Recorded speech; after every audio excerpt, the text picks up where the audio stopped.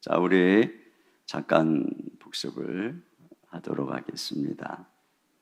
자, 우리 어저께 그리스도인 우리가 하나님의 자녀이지만 이 땅에 고난이 있다고 했어요. 자, 그 고난은 고난은 일차적으로 우리가 예수 믿는 존재이기 때문에 고난을 받고 또 피조물이기 때문에 어쩔 수 없는 허무함과 썩어짐에 종노릇하는 고난. 그러나 우리에게는 장차 나타날 영광이 있다고 했어요.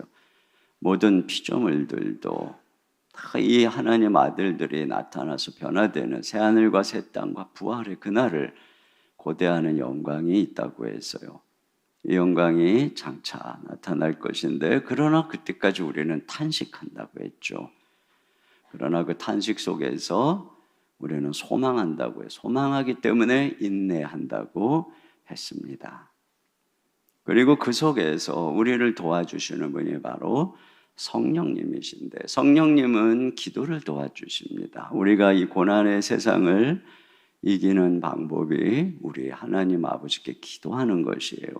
근데 우리가 그 기도에 연약하기 때문에 성령께서는 우리 가운데 말할 수 없는 탄식으로 우리 속에, 우리 성령님이 우리 안에 거하신다는 게 얼마나 엄청난 것인지 몰라요. 말할 수 없는 탄식으로.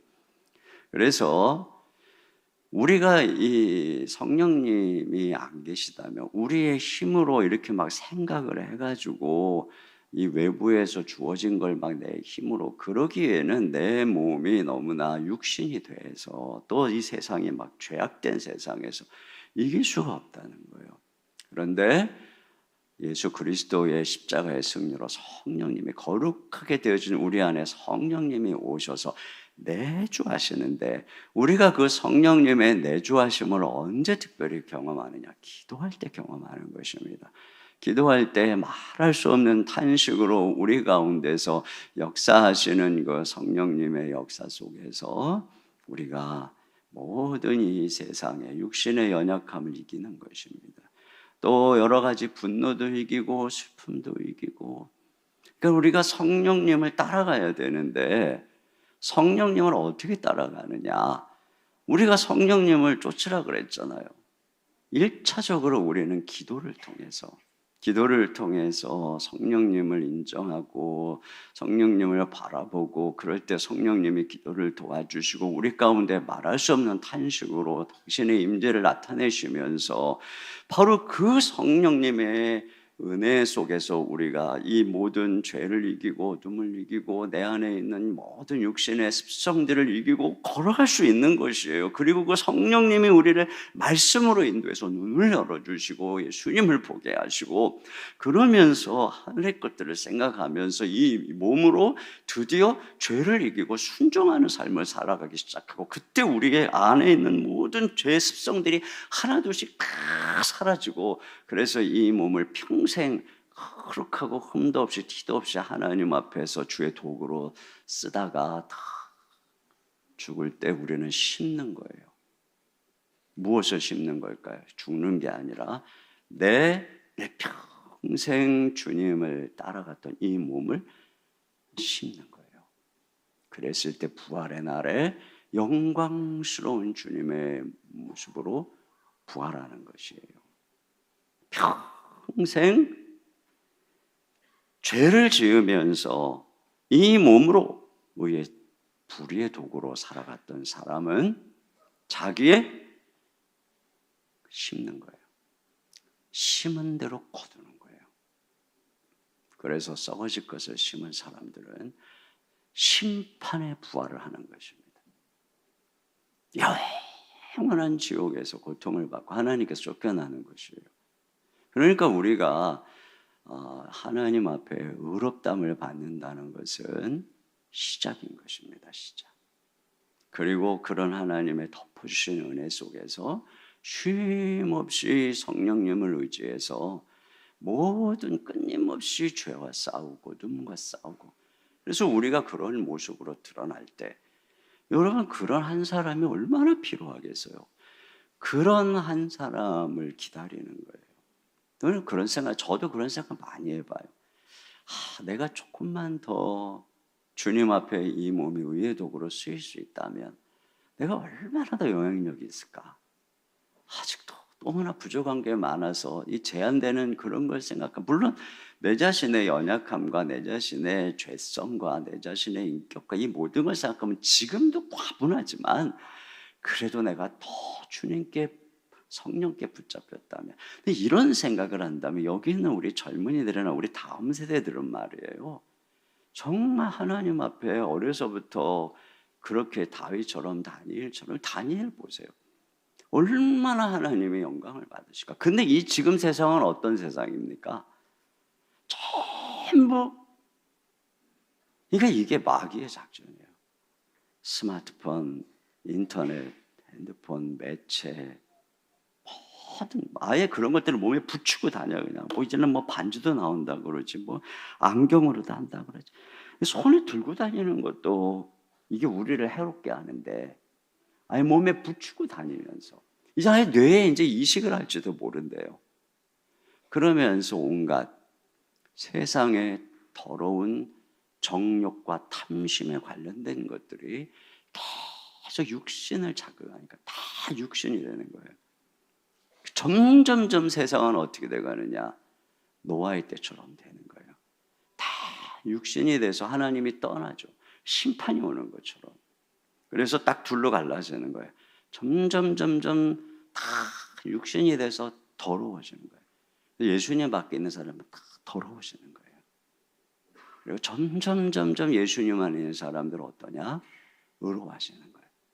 여기는 점점 마귀처럼 되고, 여기는 점점 예수님처럼 되고. 이게 말세의 모습이라고 디모데후서에서 바울이 말한 거예요.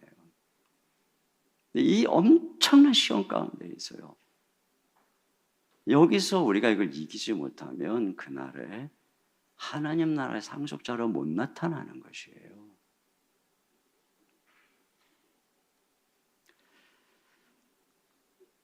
지금 옆으로 핀트가 나왔지만 잠깐 복습하다가, 기도를 도와주신다. 자, 이러한 고난 속에서, 자, 이 28절 어제 얘기했었잖아요. 한번 28절 같이 봅니다. 시작. 우리가 알거니와 하나님을 사랑하는 자 곧 그 뜻대로 부르심을 입은 자들에게는 모든 것이 합력하여 선을 이루느니라. 그렇습니다. 모든 고난이 다 합력해서 우리가 기도할 때 선을 이루는 것이에요. 특별히 기도할 때. 여러분, 이 28절이 그냥 예수 믿으며 모든 게 합력해서 선을 이루어, 물론 하나님의 은혜로 그렇게 해주시죠. 그런데 이 문맥상 보세요. 앞에서 26, 27절에 성령님의 말할 수 없는 탄식으로 기도할 때 우리의 인생을 향한 모든 하나님의 선한 뜻이 이루어진다는 거예요. 결국엔 이루어진다는 거죠. 그러면 그 이루어지는 선의 방향이 뭐냐? 그것이 이제 여기 29절, 30절에 요 다섯 개가 나와요. 미리 아심, 미리 정하심, 부르심, 의롭다 하심, 영화롭게 하심. 자, 그걸 기억하면서 29절, 30절 같이 보겠습니다. 시작. 하나님이 미리 아신 자들을 또한 그의 아들의 형상을 본받게 하기 위하여 미리 정하셨으니 이는 그로 많은 형제 중에서 맏아들이 되게 하려 하심이니라. 또 미리 정하신 그들을 또한 부르시고 부르신 그들을 또한 의롭다 하시고 의롭다 하신 그들을 또한 영화롭게 하셨느니라. 네, 여기서 여러분이 주목해. 미리 아셨어요, 우리를. 그리고 미리 정하셨어요. 그리고 우리를 부르셨어요. 의롭다 하셨고 영화롭게 하셨어요. 그렇죠? 이게 간단하게만 얘기하면 미리 아셨다라고 하는 것은 하나님이 얘가 어떻게 살지 알고 우리를 정했다, 선택했다, 이게 아니라 하나님이 우리를 사랑했다는 거예요. 아셨다, 그것은 내가 너를 만세 전에 사랑했다, 이것입니다. 그래서 하나님이 왜 사랑했나? 그건 이유가 없으니까 하나님 뜻대로 그냥 사랑하신 거예요. 그래서 우리를 정하셨어요. 선택하신 것입니다. 그래서 여러분이 다 이 땅에 나온 것이고, 그래서 우리는 태어날 때부터 그렇게 하나님의 사랑 속에서 선택받아서 나왔는데 어느 날 우리를 부르신 거예요. 얘야, 불렀기 때문에 죽음에서 깨어나, 잠에서 깨어나 예수님을 믿게 된 거예요. 그 믿으니까 어때요? 의롭다 하심을 받은 것이고, 이런 의롭다 하심 받은 우리는 결국 어떻게 되느냐? 영화롭게 된다는 것입니다. 그래서 이 미리 아시고 미리 정하시고 부르시고 의롭다 하시고 영화롭게 하셨느니라. 그러니까 이게 되게 어려운데 생각해보면 되게 쉬워요. 한번 따라해보세요. 미리 아시고 미리 정하시고 부르시고 의롭다 하시고 영화롭게 하셨다. 시험 문제 나올 확률이 아주 높은 그런 부분입니다. 그러니까 우리는 우연히 태어난 것이 아니에요. 목적을 가지고 태어났어요. 신자는 태어나는 순간부터. 근데 자, 이 미리 아시고 미리 정하시고 부르시고 의롭다 하시고 영화롭게 하신 이 목적의 핵심이 뭐가 있느냐 하면은, 자, 29절을 다시 한번 보겠습니다. 29절 시작. 하나님이 미리 아신 자들을 또한 그의 아들의 형상을 본받게 하기 위하여 미리 정하셨으니 이는 그로 많은 형제 중에서 맏아들이 되게 하려 하심이니라. 그러니까 우리로 하나님이 미리 아시고 선택한 목적이 어디에 있느냐면은 우리가 맏아들의 형상, 아들의 형상, 예수님을 닮아가도록. 그래서 예수님을 맏아들로 삼으셨다는 것은 이제 이 예수님 믿고 우리가 의롭다함 받고 그분과 연합해서 다 예수님을 닮은 자녀들, 둘째 아들, 셋째 아들, 그러니까 아들들을 삼으려고. 이게 하나님 계획이었던 거예요. 하나님은 당신의 아들 예수님을 보내서 우리를 그분의 신분으로 의롭게 해서 우리를 다 아들을 삼아서, 그래서 우리를 다 아들들, 그 아들은 어제 뭐라 그랬어요? 상속자. 이게 만세전 하나님 우리를 위해서 가지신 하나님의 목적이었던 거예요. 여러분께 태어나는 순간부터 그런 목적으로 존귀한, 이게 원래 하나님이 아담을 상속자로 지었는데 실패했잖아요. 우리를 그 아들 안에서 다시 상속자로 삼으려고 하나님이 우리를 태초부터. 그래서 에베소서에도 이렇게 나오는 거예요. 다 같이 한번 에베소서 4, 5절 있습니다. 시작.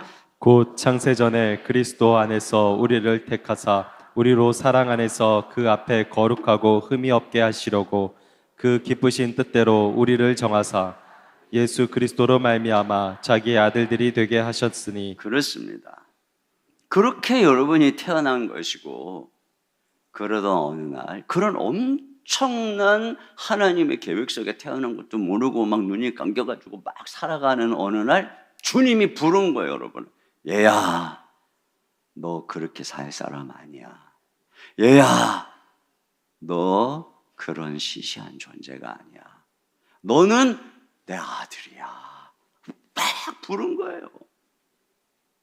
와, 그리고 예수 그리스도를 알게 하시고 그분의 십자가와 부활의 복음을 듣고 믿을 때 너는 내 세자다, 너는 내 상속자다, 내가 그래서 칭의 의롭다 해주신 거예요. 이 엄청난 일이 일어난 거예요. 이게 바로 우리의 칭의예요.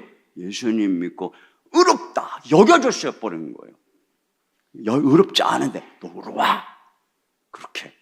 그리고 그 다음이 뭐예요? 영화롭게 하셨느니라.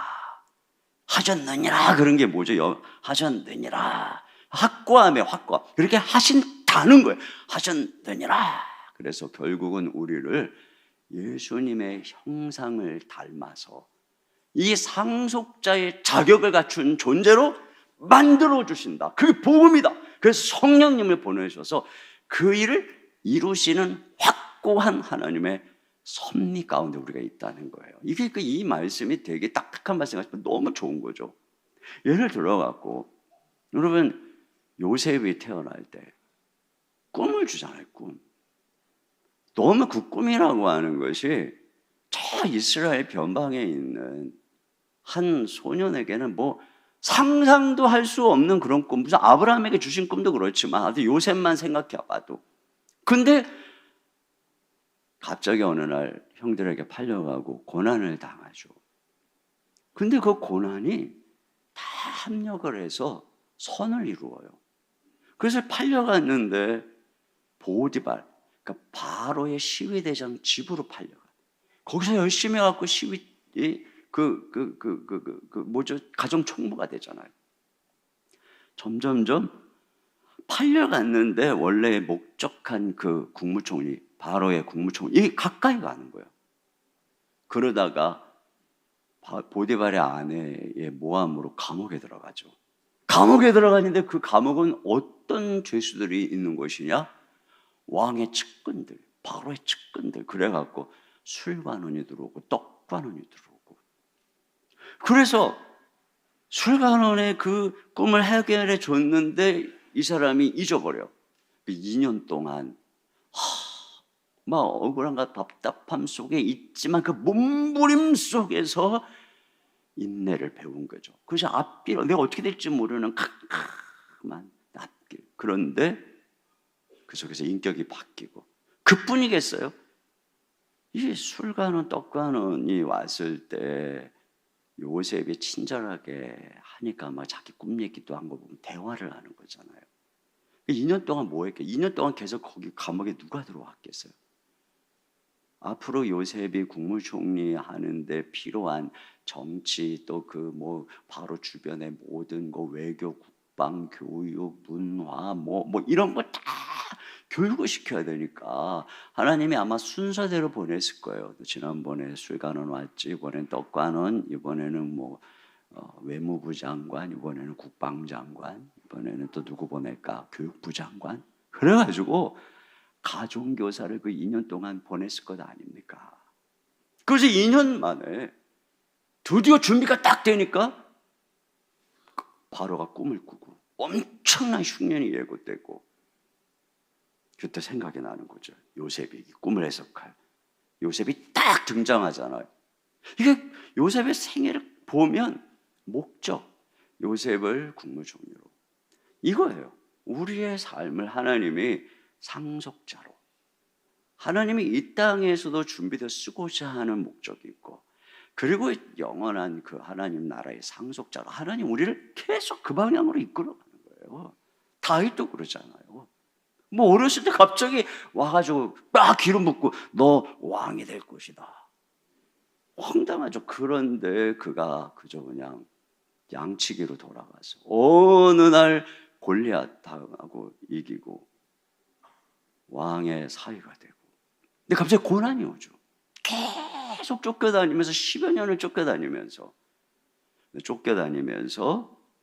그 나라 속에 환난당한 자, 빚진 자, 억울한 자, 이런 사람들이 주변에 아둘람 공동체를 이루고 본인도 쫓겨다니고 억울해 다니면서 진정으로 그 나라를 약한 연약한 자, 상한 갈대를 꺾지 아니하 꺼져가는 심지를 끄지 아니하는 하나님의 마음으로 그 나라를 통치할 왕으로, 성군으로 준비되어 가는 거예요. 그 시간 동안.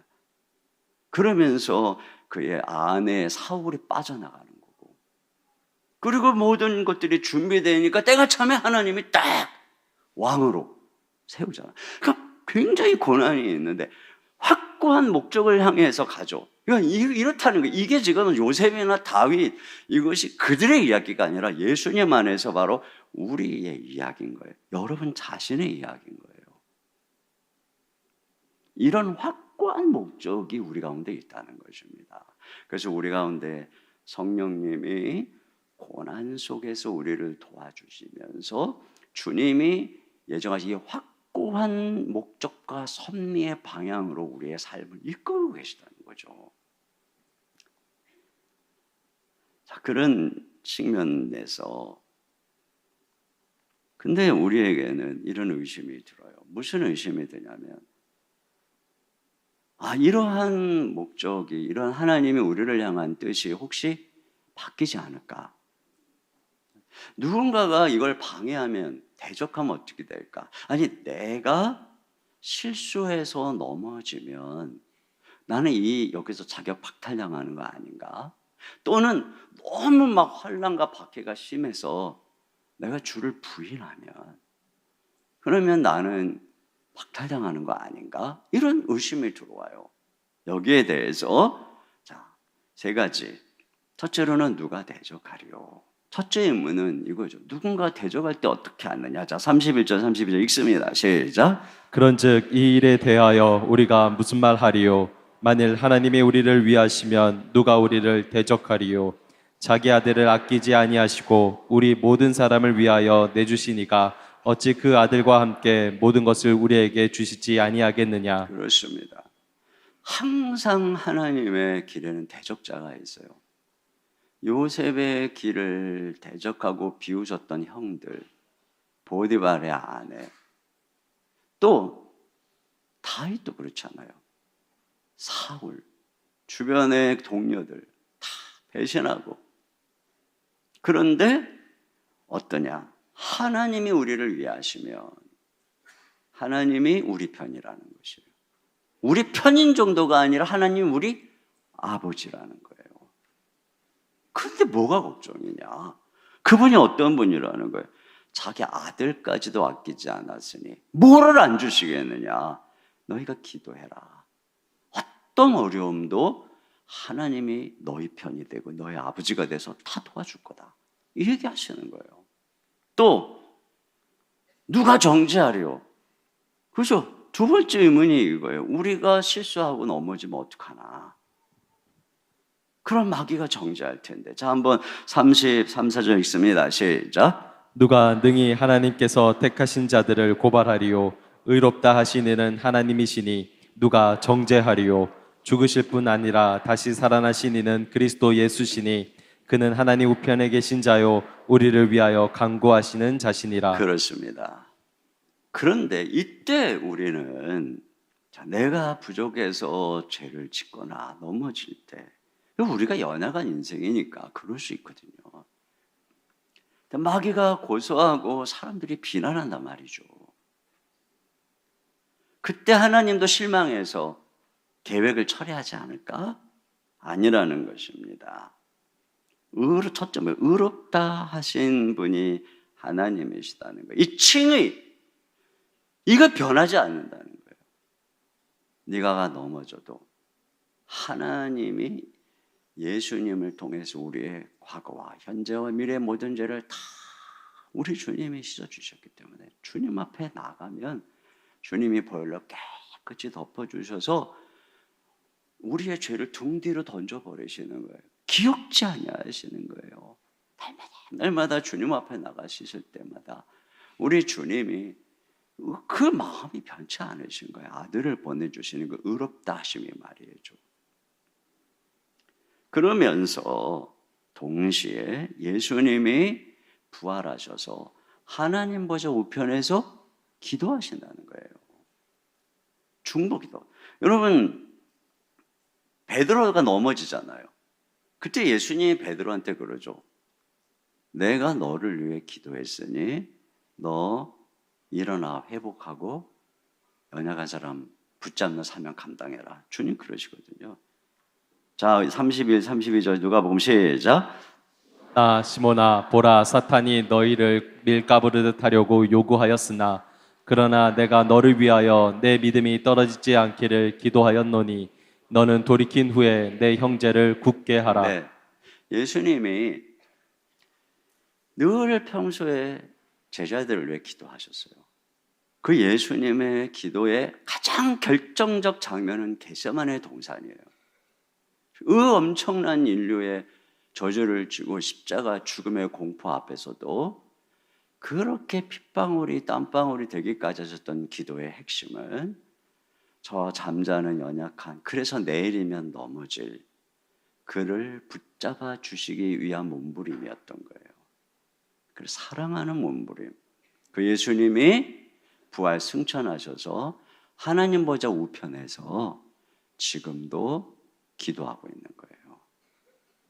지금도 여러분을 위해서 기도하고 있는 거예요. 저는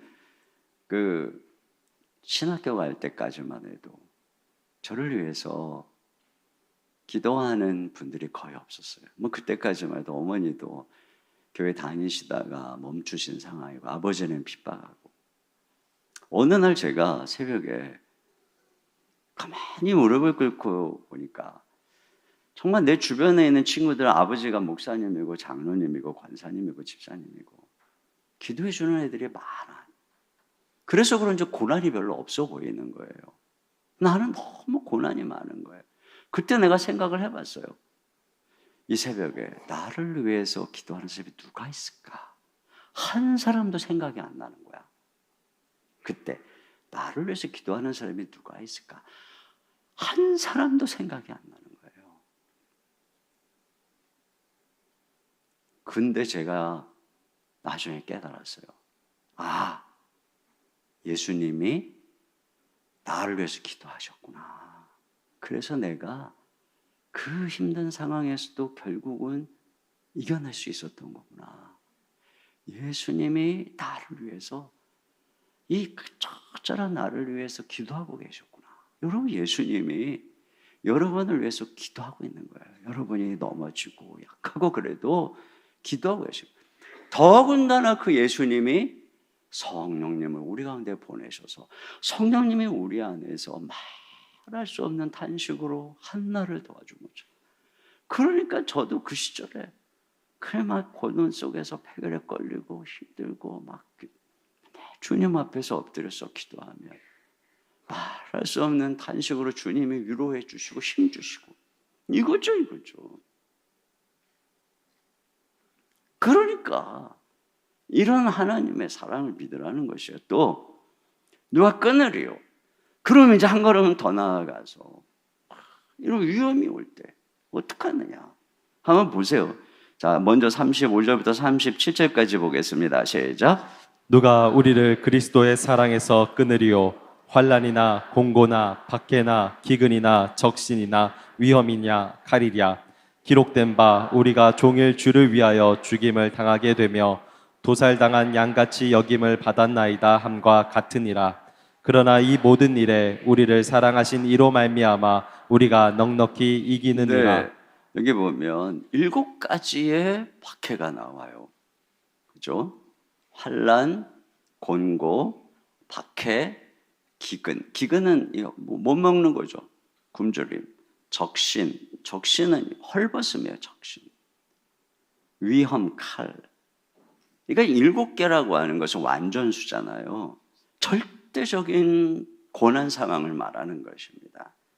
여기 하루 종일 주를 위해 죽임을 당하게 되며 도살할 양같이 여김을 받는 시편 44편에 있는 말씀 인용한 것인데 이런 상황에서 내가 견딜 수 있을까? 이런 상황에서 견딜 수 있을까? 근데 답이 뭐냐면 37절 다시 한 번 더 보면 37절 시작. 그러나 이 모든 일에 우리를 사랑하신 이로 말미암아 우리가 넉넉히 이기느니라. 여기서의 초점은 사랑이 아니고 사랑하시는 이예요. 그러니까 이때 어떻게 하냐? 예수님이 우리와 함께 하신다는 거예요. 우리를 사랑하시기 때문에 먼저 이 풀무불의 세상에 오셔서 모든 박해와 고난을 당하신 주님이 우리가 이런 고난의 풀무불을 지나갈 때 함께 하신다는 거예요. 다니엘과 그 친구들이 풀무불에 던져졌을 때 거기 인자 같은 이가 함께 했던 것처럼 그들을 보호했던 것처럼 불이 너를 사르지 못하게 하고 물이 너를 엄몰하지 못하게 할 것이다. 예수님이 우리가 이런 고난을 겪을 수 있지만 절대 사랑하는 주님이 너의 영혼을 지켜줄 것이다. 너의 믿음을 지켜줄 것이다. 네가 이 목적을 향해 가는 길에서 넘어지지 않도록 주님이 붙잡아 주실 것이다. 이걸 우리는 믿는 것이죠. 저는 수많은 임종의 길을 가는 분들 중에 보면 그 암이 자기 몸에 침범을 하고 죽음을 앞에 두고 있는데 평소에 믿음이 별로 없었던 분인데도 불구하고 구원의 확신 속에 평강 속에서 이야기를 하는 걸 보면 이 좀 혼자 있는 게 아닌 거예요. 주님이 이 사람을 붙잡고 있는 거죠. 여러분, 여러 가지 고난의 어려운 상황이 올 수 있어요. 근데 그때 주님의 약속이에요. 내가 함께 할 것이다.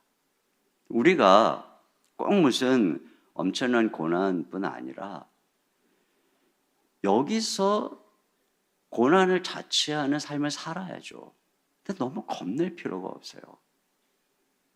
저는 늘 몸이 약하다 보니까 사실 늘 저도 이 특세도 늘 걱정이에요.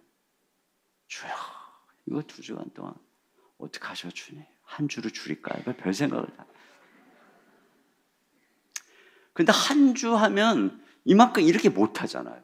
그죠? 솔직히 제가 이거 16장까지 하고 싶어 해서 3주를 할 걸 하는 생각이 되게 간절했어요. 3주를 할까? 그냥 죽었다고 생각하기엔 3주 할 걸. 근데 어쨌든 걱정 속에서 이게 뭐 특세뿐 아니라 모든 일이 그래요. 그냥 디디면 다 닥치면 하나님이 그냥 함께 하시고 다 하게 해주시더라고요. 지금까지 목회가 그랬어요. 에이, 닥치면 주님이 도와주실 거야. 믿음으로 가는 거죠. 뭐. 근데 죽으면 죽는 거고, 망하면 망하는 거고, 최소한 주를 위해서 죽은 거잖아요. 내가 뭐 주를 위해 사다가 망한 거고. 어차피 오래 사나 빨리 죽거나 죽는 건 똑같은데. 네? 기왕이면 주를 위해서 막 이렇게 살아야지. 나를 위해서 막 100세까지 살다가 딱 죽었어. 그게 뭐예요, 그게? 아이고, 참. 그러니까 내 무죄를 부딪히면 되는 거예요. 주님이 다 함께 하세요. 또 뭐냐면 38절, 39절에는 또 다른 존재가 10가지 존재가 나와요. 같이 보겠습니다. 시작. 내가 확신하노니 사망이나 생명이나 천사들이나 권세자들이나 현재일이나 장래일이나 능력이나 높음이나 깊음이나 다른 어떤 피조물이라도 우리를 우리 주 예수 그리스도 안에 있는 하나님의 사랑에서 끊을 수 없으리라. 그렇습니다. 사망 생명을 가지고 우리를, 여러분, 사망이라고 하는 게 얼마나 큰 위협입니까? 생명이라는 게 얼마나 큰 유혹입니까? 천사 권세자들 얼마나 강력합니까? 현재일이나 장래일이나. 여러분, 이런 모든 것들로 우리를 위협하거나 미혹할 수 있어요. 예언 같은 거 하면서. 능력이나 높음이나 깊음이나 이런 것들은 뭔가 엄청난, 또 다른 어떤 피조물들, 이런 것들은 우리가 생각할 때 엄청난 영적 존재들이에요. 그런데 그것들도 우리를 사랑해서 끊을 수 없다는 것입니다. 여러분, 뭐 그런 사람, 우리 지난번에 어떤 간증, 길을 가는데 갑자기 어떤 무당이 애군이 꼈구만. 애한테 문제 있을 거야. 그 겁이 나잖아요. 애한테 문제가 있다는데. 그 사람에게 종로로 다게 해가지고 말이죠. 가정 다 풍벼박산 나고 고통당하고. 이게 무서운 거예요, 이렇게. 점 보러 가고 그러면. 처음에 좋은 얘기 하다가 나중에, 그런데 말이야, 어쩌고 저쩌고 하면서 구술해야 돼. 그러면서 우리를 두려움 속으로 끌고 가는 거예요. 누구한테 기도를 받으러 가는데 막 처음에 좋은 얘기 해주다가 나중에, 그런데 말이야. 여러분이 이런 일들이 얼마나 많아요. 제가 하나님이 저한테 이런 경험을 한번 옛날에 주신 것도 제가 반복적으로 여러분에게 얘기했다고 느끼는 것은 이런 일이 많아서 그런 것 같아요. 저도 언젠가 예전에 부목사 시절에 사랑의 교회 가기 직전에 어떤 분이 그냥 한번 보자는 거예요. 어느 목사님이. 갔더니 사모님이 예언을 하는 거예요. 저한테 예언을 하는 거예요. 핵심이 뭐냐면 하여튼 뭐 웃기는 예언이었어요. 하여튼 뭐 그 예언을 막 옆에서 목사님도 막 갑자기 뭐 옆에서 주님 말씀하시죠 그러고 뭐 나는 이게 뭔가 하고 막 이렇게 듣고 있는데 절대로 그 교회로 오라는 거예요. 그 교회로. 내가 거길 왜 가? 내가 사랑에 가야 되는데. 그 목사님이 그러는 거예요. 그러면 주님 저는 어디로 갑니까? 그런 거예요. 담임 목사님이 사모님이 날더러 오라니까. 넌 선교하라 그런 거예요. 그러니까 그 목사님 엄청 되게 용감. 제가 순종하겠습니다. 이 목사 나 순종할게. 나 원래 선교가 비전이야. 이 목사가 우리에게 와. 이 목사가 우리 가서 설교하고 나는 선교 다닐게. 그러는 거예요. 와, 그 목사님 진짜 믿음 엄청 좋아요, 진짜. 내가 아무 말도 안 했더니 나한테 죽는다는 거예요. 너 죽어! 사모님이 그러더라고. 그러니까 목사님이 주님, 너 안 믿는 거야. 너 쫓아봐 막 이런 거 나한테 귀신 같아 쫓아봐 그런 거예요. 근데 그 목사가 엄청난 분이거든요. 그분이 진짜 이렇게 탁 하면 쫙 쓰러뜨리는 분이거든요. 나는 밀어도 안 쓰러지는데 쫙 쓰러뜨리는 분이거든요. 완전 쫄아가지고 아무 말도 안 하고 집에 왔어요. 진짜 그 이후로 그쪽 방향을 보고 오줌도 안 넣었어요. 너무너무 화가 나가지고. 나를 진짜 거기 오라고 한 그 친구도 내가 한동안 진짜 연락도 해서 너무너무 화가 나가지고. 그랬는데 어때 내 마음에? 두려움이 생기는 거예요. 죽는다잖아요. 사랑에 가면 죽는다잖아요. 너 어떻게 해야 되나? 두려움. 그때 기도 중에 주님이 나를 살려주시는 응답이 뭔 줄 아세요? 이거였어요. 내가 너를 어떻게 사랑했는지 기억해봐라. 내가 그동안 너를 어떻게 인도했는지 기억해봐라. 그동안 내가 너를 인도했던 내 음성이 어떤 음성이었는지 떠올려봐라. 그러면 그 음성이 내 음성인지 아닌지 알 수 있을 거야. 진짜 한순간에 쫙 구별이 됐어요. 나를 위해서 당신의 아들을 보내시기까지 아끼지 않으시고 그 온갖 고난 속에서 나를 지켜주시고 빚으시고 그 고통 속에 주의 은혜로 하나님 보좌 우편에서 기도해 주시고 성령님 통해서 기도해 주시고 나를 그렇게 여기까지 인도하신 주님이 갑자기 나한테 그 교회 그 뜬금없이 그게 안 간다고 너 죽어! 아니 우리 주님 그렇게 말할 뿐이에요? 아 이거 귀신의 음성이구나. 여러분 예수님의 성령님의 음성은 항상 온유하고 오래 참고 온유해. 절제해요. 이런 것들이지 갑자기 막 그때 막 처음 그게 처음 가봤는데 와 결단해. 무슨 그게 결단입니까? 그게 말이 됩니까? 그게 모든 관계 다 어그러뜨리고 죽어. 세상에 이게 귀신의 특징이에요. 여러분 주변에 가갖고 뭐 기도해 준다고 아무데나 가갖고 그러지 마세요.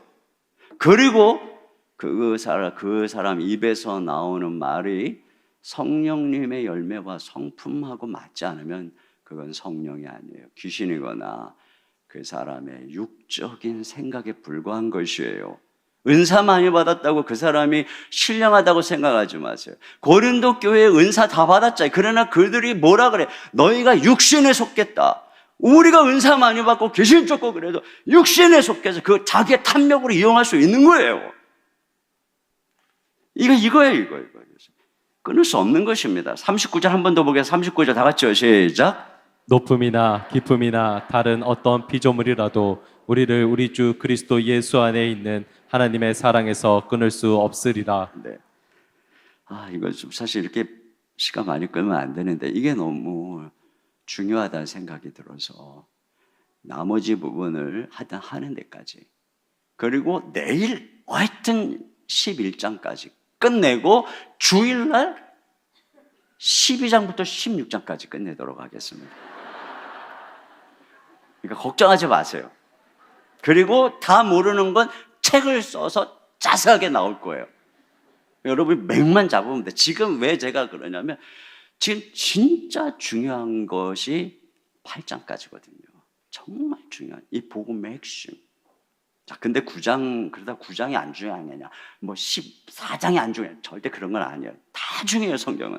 그러나 그게 중요한 거예요. 그래서 이거예요. 이러한 신자가 고난 속에 성령님이 도우시고 확고한 하나님의 목적이 우리를 섭리가 인도하고 끊을 수 없는 사랑이 우리를 보호해 주시 이런 이 삼중 겹으로 하나님이 우리를 돌보시는 거예요. 이걸 우리가 믿고 걸어가야 돼요.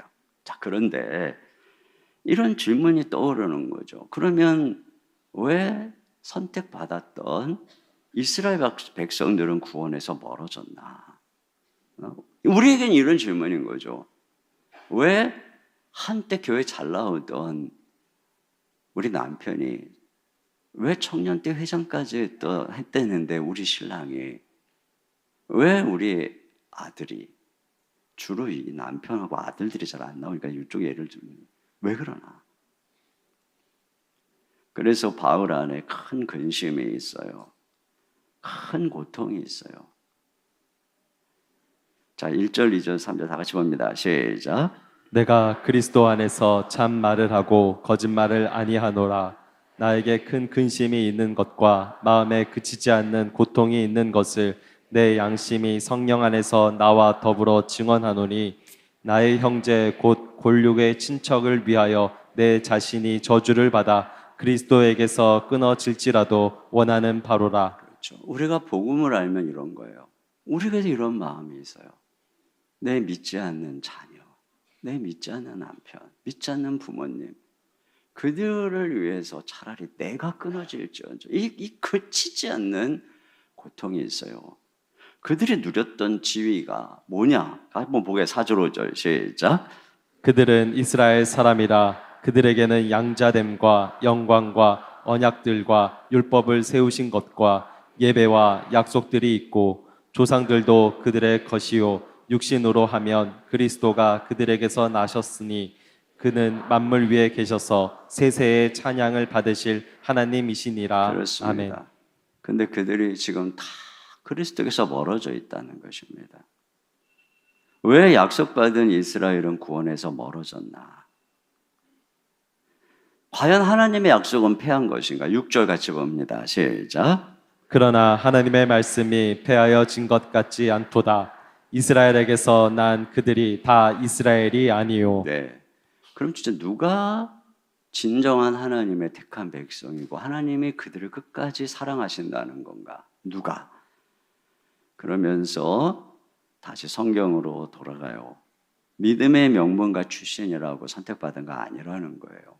이스마엘과 이삭을 통해서 하는 얘기가 그거예요. 이스마엘은 육신의 자는 이스마엘이에요.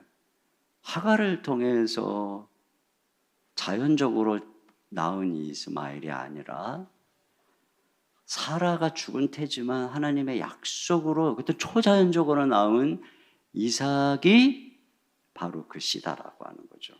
그 자녀라고 하는 거죠. 오늘 마찬가지라는 거예요. 어느 집안에서 태어났느냐가 아니라 바로 이 초월적인 그 아들을 믿음으로 성령으로 태어난 자가 하나님 자녀라는 거예요. 그 얘기하는 거예요. 7절부터 9절입니다. 시작.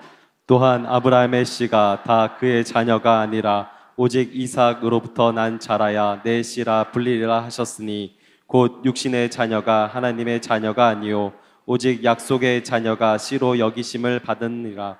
약속의 말씀은 이것이니 명년 이때에 내가 이르리라.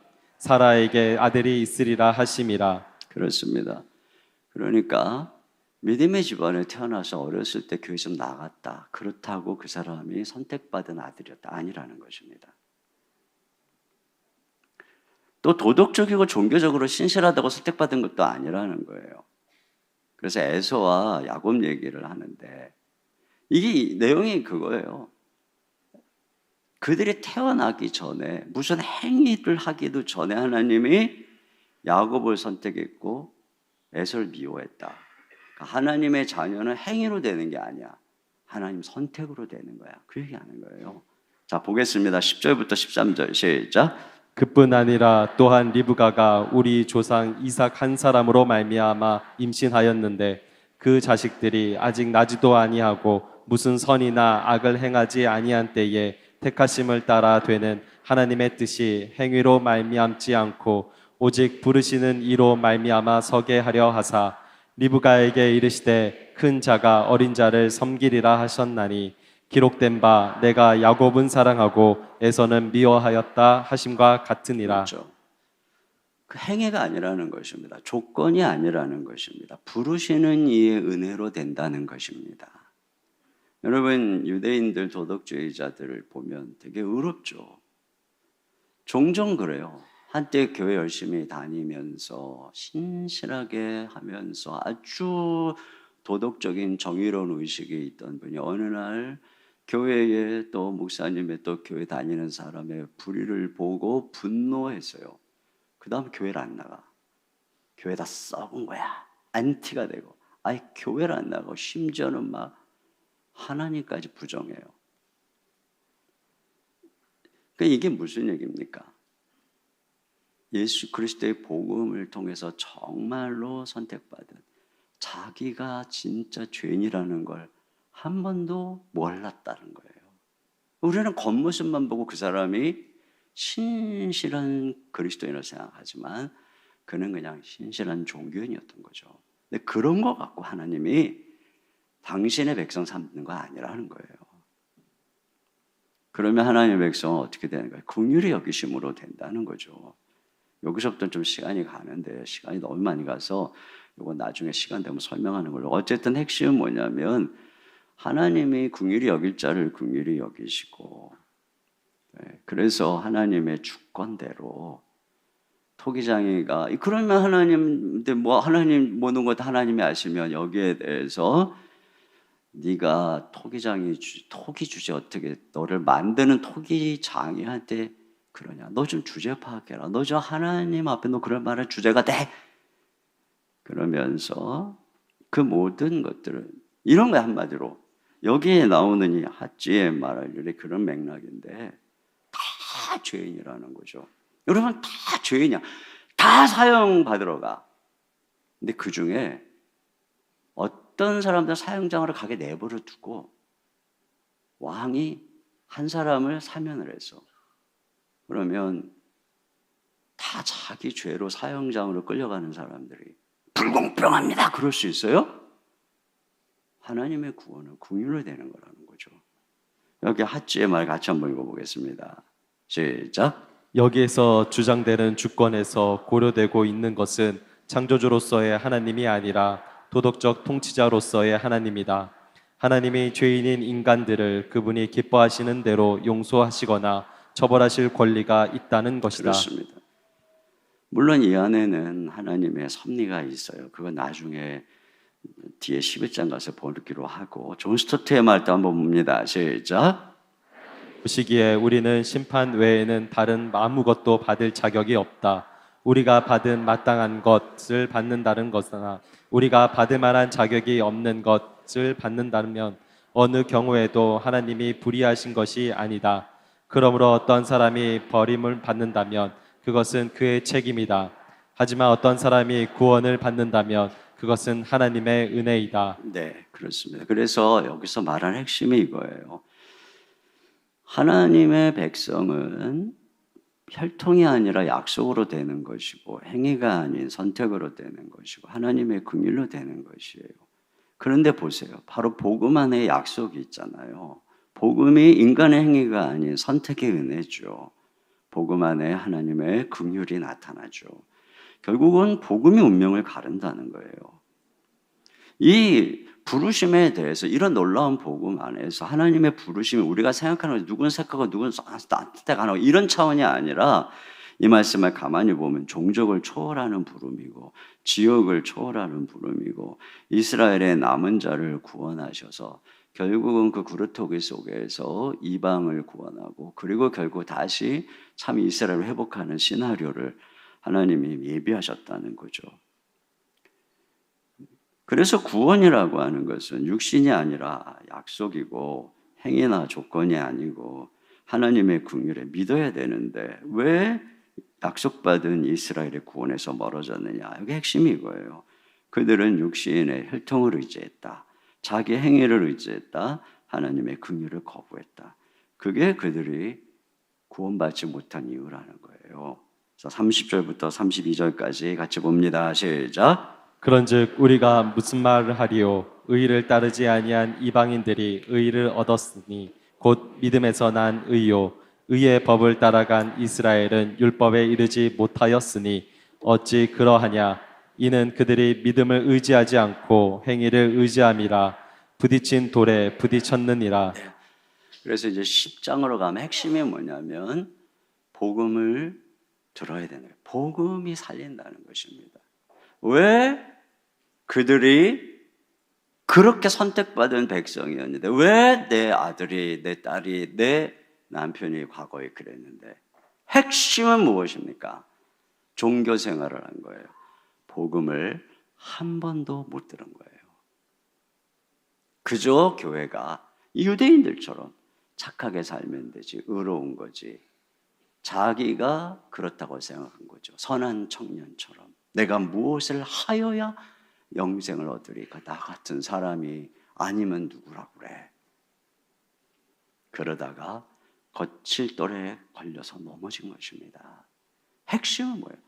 복음이에요. 복음. 지금까지 말했던 이 복음. 그래서 소망이 있는 거예요. 그래서 소망이 있는 거예요. 그 얘기는 내일 또 마무리 하도록 하죠. 우리 같이 이 시간 함께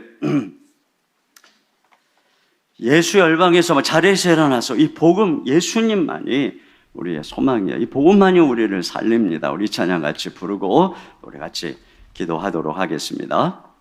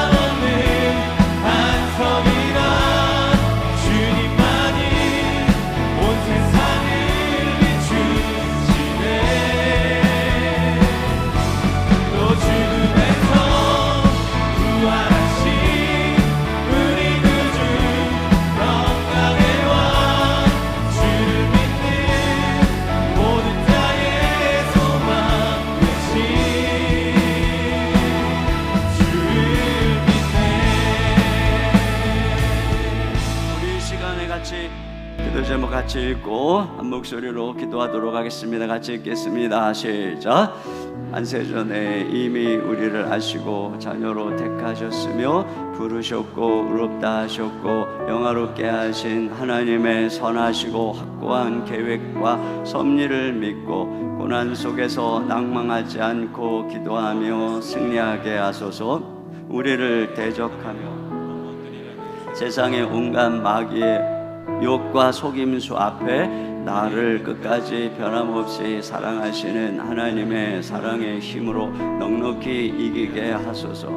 육신의 혈통과 행위가 아닌 구원하심은 오직 복음 안에 담긴 하나님의 전적인 주권과 약속, 은혜의 궁율로 인해 이루어졌음을 믿고 주신 사명을 따라 복음 전도의 온 힘과 열정을 다하게 하소서. 우리 주여 한번 물으시고 한 목소리로 기도합니다.